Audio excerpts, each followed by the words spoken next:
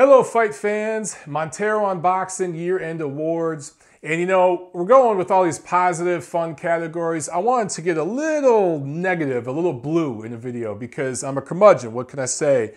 And talk about biggest letdown of the year in 2017. You know, this is a category that not anyone else that I can think of does. So I thought it might be fun just to bitch and moan a little bit and complain about some of my biggest gripes of the year. And I'll start with sanctioning body madness, particularly the WBC. You know, look at the situation with Adonis Stevenson and Edladir Alvarez. Alvarez, I think, won the first eliminator bout. Maybe it was for the silver title, which is basically an eliminator fight. I want to say it was back in 2014. And then another in 2015, 2016, and then this year. Taking step-aside money multiple times, and Stevenson has had this mandatory for years. And now they're not going to fight again. They're each going to fight separate opponents, I think on the same card early next year. It just doesn't make sense. Why have a mandatory if you're not going to enforce it? If you're going to allow a guy to take step-aside money, allow that maybe one time, a one-time exception, especially if there's a huge big money fight or a unification fight, something like that, that's more important than a mandatory fight. Go ahead, allow it one time. But multiple times over multiple years, and it's not like Adonis Stevenson's been doing any unification fights. He's been ducking those fights. This guy's a fraud. It's just a complete mismanagement of what the mandatory is supposed to be and the way the sanctioning organizations are supposed to work. Then there's the inconsistency with drug testing. Now, the WBC, I like what they do when it comes to the clean boxing program with VADA, and I understand that it's a new thing, and it's going to be a living, breathing kind of thing. There's going to be changes and amendments and stuff like that. Fine. But the transparency, the lack of transparency with the media and with the fans, that's my issue. And the seeming lack of consistency, the inconsistency with which the way the testing, the adjudication of test results is handled. You know, you saw the way things were handled with Alexander Povetkin and then with Luis Ortiz. Luis Ortiz, you know, and I'm not going to get into all the details about what he tested for and why and all this, but long story short, he doesn't provide, he doesn't disclose that he's taking blood pressure medication on his test forms, hands that stuff in, pops for some banned substances. WBC has an investigation and all this and that. They cancel the fight with Deontay Wilder, right? And then Ortiz is fighting back just a couple months later, and now they're probably going to go ahead and do the fight with Deontay Wilder. Just the entire way that whole situation has been handled, it doesn't look good for fans. It doesn't look good for us in the media when you're not being transparent. They put out some press releases and stuff, but they didn't send it to us. They just posted some stuff on their site. No one goes to their damn site. They need to improve their communication with the fans and especially with the media with the way they're going to do this stuff. They need to be more transparent about it. And the other sanctioning organizations need to get on board and they need to get consistent as well. Look at the WBA. You know, the WBC has Ortiz back fighting again. He's going to fight Deontay Wilder early next year, probably in the spring. But the WBA suspended Luis Ortiz from their rankings after the drug test thing. So these sanctioning organizations aren't communicating when it comes to the drug testing stuff. The WBA announced that they're going to start some kind of program, but there's been really no definitive program, like protocol that they've released, that they've given to anybody. They haven't talked about it to any of us. So they're being inconsistent with that. And then you look at the IBF, the WBO, they don't have any kind of drug testing standards at all. Then there's the weigh-in stuff. The WBC has a 30-day and a 7-day pre-fight weigh-in. The IBF has a second-day rehydration clause, which they have an exemption for in unification fights. The WBA, the WBO, they don't have any weigh-in protocol at all like that. So they're all over the place. And of course, saying this kind of stuff, I understand it's cliche. I get it. But if we're going to be trying to improve things and go into drug testing protocol and stuff like that, the WBC calls themselves the leader. They're supposed to be the best. You know, if you look at it, the WBA historically is the oldest sanctioning organization, but the WBC is the most global. and has the most power and the biggest budget internationally. So if they're really going to be about, Mauricio Sulaiman says he's all about fighter safety, consistency, fairness, blah, blah, blah. They need to do a much better job being consistent and transparent with fans in the media. Okay, all that out of the way. Now, let's talk about some fighters. Keith Thurman, Danny Garcia, fight back in March. Neither one fights again for the rest of the year. Now, I understand Keith Thurman had a minor injury. Wasn't a serious injury, guys. Yes, I know he had surgery, but it was not invasive. It was a minor surgery that doesn't require a year-long layoff. Yes, I know he got married too. I get all that, and I wouldn't be so hard on Keith Thurman if he wouldn't have pulled this same thing last year. In the last 2 years, one time has fought one time. And each, this year, career-defining win over Danny Garcia. The year before that, he had a career-defining win at that time against Sean Porter. So off of these big, big wins, he sits out for a whole year. That's not the way you build a career. It's not the way you build a brand. And this is an American fighter, an undefeated American fighter with a great personality would be so easy to market into a star if he was promoted the right way. Fights once a year for the second year in a row. Just shouldn't happen. Even with the injury, even with the marriage, he should have been back in the ring late in the year. They could have arranged something. Also, Kell Brook, he fights in May. Errol Spence beats Kell Brook back in May. Doesn't fight again for the rest of the year. Not a good look. Only one bout in 2017 from several of these American fighters. Not a good look. It seems to be a phenomenon that is more prevalent with American fighters, and most American fighters are under the PBC banner.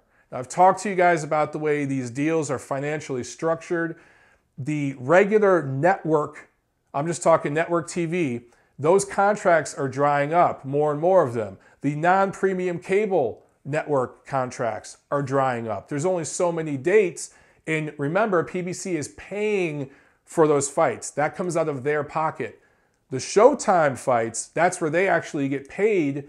There's only so many of those a year. And that's why you see these guys with their big guaranteed paydays only fight once a year so often, and then the schedule gets loaded up in the first quarter. We're already seeing that with 2018. It's the same pattern repeating. These guys got to start accepting lesser money and fighting more often so they can build brands. It's not working. Guillermo Rigondeaux, or Rigondeaux, whichever you prefer. And he's one that said both ways throughout his career. Horrible performance against Vasyl Lomachenko. That's a huge letdown for me this year. And, I've had a little fun with Rigondeaux on Twitter and here on my channel and on other channels and other shows and everything.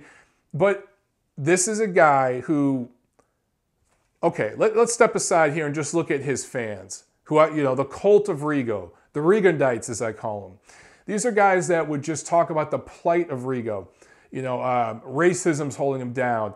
People can't appreciate his style because it's so beautiful. It's so high level. It's above anybody else. This guy's the pound for pound best in the world. He's not getting his just due respect, etc., etc., etc. We've seen this guy have multiple opportunities. I've talked about it many times, but he had the co-main in the Canelo Cotto fight. I was there, and it was, on the undercard of that fight, we had the fight of the year between Takashi Miura and Francisco Vargas. And boom, Rigo gets in there against Drian Francisco, a guy that was set up for him to blow out and look great against, and he blows that opportunity, right? This guy's had multiple opportunities, but none greater than this fight with Vasyl Lomachenko. And some of the remaining Rigondites and the Lomachenko haters, that whole cult, they're trying to say that Lomachenko forced Rigo to move up 2 weight classes, pulled him up from 122 pounds. That evil Bob Arum and Lomachenko forced him to do this. Absolutely not true. There was a fight offered at 126 pounds years ago from Bob Arum to Rigondeaux. He didn't want it. Turned down the fight. They couldn't agree to terms. It was a very, very fair deal, too. There was no options on future fights, nothing like that. It would have been a very good payday for him at the time. I believe the biggest payday in his career at the time. He turned it down. It was Rigondeaux calling out Lomachenko. Well, not really him, but The guys who worked at, I think, Boxeo Cubano, Boxeo, something like that. A Cuban boxing site, Cuban boxing media, they were running Rigondeaux's social media accounts. And they, which is unethical and shouldn't happen, that's a conflict of interest, but that's a whole nother story. But they were calling out Lomachenko on social media for more than a year, calling him out, talking trash, posting memes, all this stuff, right? They were begging for the fight. Lomachenko called their bluff. They had the big opportunity, the biggest opportunity of Guillermo Rigondeaux's entire boxing life, amateur or professional. This was the biggest stage he was ever going to fight on, in the most important fight he was ever going to fight in, and he completely laid an egg. He said his hand was broken. It wasn't. He had 2 bruised knuckles on his hand, an injury that those of you who actually train, you know, you've probably hit the bag with that injury. You've probably sparred and done drills and everything else with that injury. It's something that's common in boxing. You deal with it. Your knuckles get bruised. You deal with it all the time. You have sore tendons in your elbow and your shoulders, maybe in your back, whatever it is, you work through it. It was not a fight-ending type of injury. He quit. He quit against Vasyl Lomachenko in a fight that boxing nerds like me got excited about. Massive, massive letdown. All right, Joe Smith Jr. This was a big letdown. Joe Smith Jr. was the breakthrough fighter of 2016. Has the huge knockout of the year candidate type of KO against Andres Fanfara and a knockout of the year candidate against Bernard Hopkins, essentially sending him into retirement, out of the ring and into retirement, right? What does his team, Joe DeGuardia Star Boxing, do this year? Nothing. First quarter, Joe Smith's sitting on his butt. Second quarter, Joe Smith's sitting on his butt.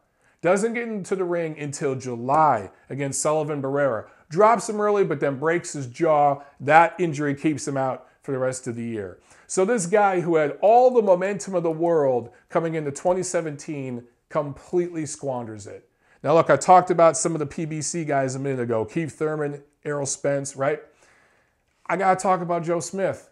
This is something that is prevalent with American fighters. I don't know why. And it's not just PBC, and it's not just American fighters, let's be fair. It's just more prevalent here. And for Joe DeGuardia Star Boxing to not get deals done, even if they were lower level, B-level, domestic level fights over there in Long Island, you know, Joe Smith against somebody over there just to keep him busy, they really missed out. They missed out on a cash out type of fight. And now, if you're Joe Smith coming back off that loss where he was pretty much dominated by Barrera. And look, he showed he showed balls, right? He showed balls by surviving in the fight. He showed class in defeat by giving Barrera all the credit. But where does he go from here, man? He's back to square one, and it shouldn't be that way. Just his team totally mismanaged his 2017. Got to follow up on momentum in this sport. It's all about what have you done for me lately. It's just how it works. But for me, the biggest letdown in 2017, Adelaide Bird's scorecard for the Canelo-Golovkin fight, September 16th in Las Vegas. Now, it's not just the scorecard itself. 118-110 is an atrocious scorecard, right? And you guys who follow my work, you know that I was all up in arms, reaming Bob Bennett in the post-fight press conference. I got into Eric Gomez and Oscar De La Hoya's ass, and then I got in Bob Bennett's ass hard. And I made sure to do it when the lights, the cameras, the microphones were on so that he would be held accountable. Because there were other journalists who were talking to him and complaining before the cameras were on. But once the cameras came on, they wanted to keep it classy and civil. Well, me, I don't give a damn. So I just got all up in his business, right? Now, he told me that there would be some sort of, I don't want to say punishment, but there would be something done. They'd look into it, and there'd be something done about Adelaide Bird, because obviously this isn't the first time she's handed in a bad score. But he also tried to defend her by saying, well, she gets it right most of the time. She just had a bad night tonight. Here's my problem with that. Everyone gets it right most of the time. 90% of boxing rounds are easy to score. A chimp can score most fights. A toddler can score most fights. Most rounds are easy to score. We don't need professional judges to score easy rounds. It's that 10% of rounds, the close competitive rounds, particularly in fights where the best are fighting the best, which is Canelo Golovkin, where it's so close. You need a professional judge that can see the nuance of what's going on in that ring, and they can make a judgment in a tough, tough round that most people can't score correctly. That's where we need professional judges. That's what we need them to be able to do. And she has shown consistently that she can't do that. Adelaide Bird doesn't really have a boxing background. She's just a boxing fan who kind of wiggled her way into that commission. Robert Bird, her husband, is a referee who just so happened to officiate the biggest commercial fight of the year between Floyd Mayweather and Conor McGregor, a fight that shouldn't have been sanctioned, right? So they're in deep in that commission, but Robert Bird is actually a boxing guy with a boxing background. Adelaide Bird isn't. She's just a fan that worked her way into the commission. And this woman teaches and trains young judges in that commission. How scary is that? This woman has had several very poor scorecards in high-profile fights in recent years. So my biggest letdown here isn't necessarily her doing what she's doing. She's just doing what she's doing. It's the commission. It's Bob Bennett allowing it. Because not only was there no suspension, nothing like that. This woman was scoring fights just weeks after that Canelo Golovkin card. She worked several fights on a Mayweather Promotions card. Now, do you see the nepotism here? Do you see the insular behavior going on here? These people are scratching each other's back. Again, let's take this full circle. Full circle. Adelaide Bird, horrible scorecard in the Canelo Golovkin fight, gets protected by Bob Bennett and the whole commission. Her husband, Robert Bird, officiates the fight between Floyd Mayweather, who has run that commission for the better part of a decade, and Conor McGregor. Also, just weeks later, Adelaide Bird scores several fights on a Mayweather Promotions card. It all comes together. And she's worked other cards after that. She's worked several fights in the fourth quarter of this year. Wasn't suspended a day, wasn't even out of action more than I think it was a month and a half. I want to say it was a month and a half. That was it. That was it. So the lack of accountability, the lack of credibility in the Nevada State Athletic Commission is my biggest letdown in 2017 because they are the most powerful sports and gaming commission in the world. Not just in America, in the world, in all of fight sports, in all of martial arts, not just boxing, but mixed martial arts, all of it. They are the most powerful, the most influential, and they are being corrupted right now. They've always had issues, but not like this. This is bad news. And I have a feeling that this letdown, my biggest letdown in 2017, will likely be the same biggest letdown in 2018. But I hope I'm proven wrong. Guys, let me know what you think. Comment below, like, share, subscribe. Happy holidays, happy New Year's. I'll see you at the fights in 2018.